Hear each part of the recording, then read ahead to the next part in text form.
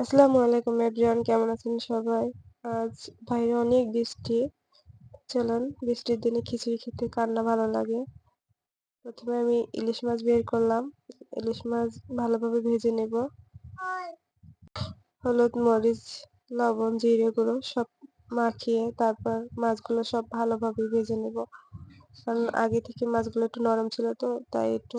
এপাশে আমি আবার ডিম রেখেছি, ডিমও ভুনা করব। ইলিশ মাছ ভাজা শেষ, এখন ডিমগুলো ভেজে নেব ভালোভাবে। ভেজে তারপরে পেস্ট দিয়ে ভুনা করব ডিমটা। হলুদ, মরিচ, কাঁচামরিচ, পেস্ট সবগুলো দিয়ে কষিয়ে তারপরে ডিম দুইটা দিয়ে দেব।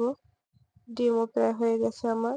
ডিমটা তুলে নেব এখন। এই যে দেখেন, পরে হালকা গরম জিরার গুঁড়া দিয়ে দিছি। তারপরে এই যে দেখেন ইলিশ মাছ ভাজা শেষ আমার।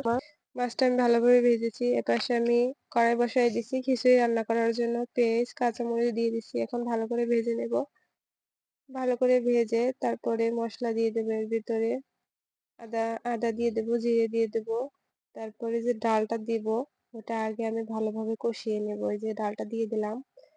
ডালটা ভালোভাবে কষানো হলে তারপরে চালটা দিব। চালটা দিয়ে ভালোভাবে কষিয়ে ভাজা ভাজা করে চালটা, তারপর পানি দিয়ে দেব। যে আমি শেষ, এখন পানি দিয়ে দেবো। আমার খিচুড়ি হয়ে গেছে দেখেন। খিচুড়িটা অনেক সুন্দর হয়েছে, সিদ্ধ হয়েছে ভালো, কালারও আসছে সুন্দর। এখন খাবো, দেখি কেমন লাগে। বৃষ্টি আসলে এরকম মাঝে মাঝে খিচুড়ি খেতে কিন্তু ভালোই লাগে। মাছ ভাজি, ডিম ভুনা। আজ এ পর্যন্তই। আল্লাহ হাফেজ।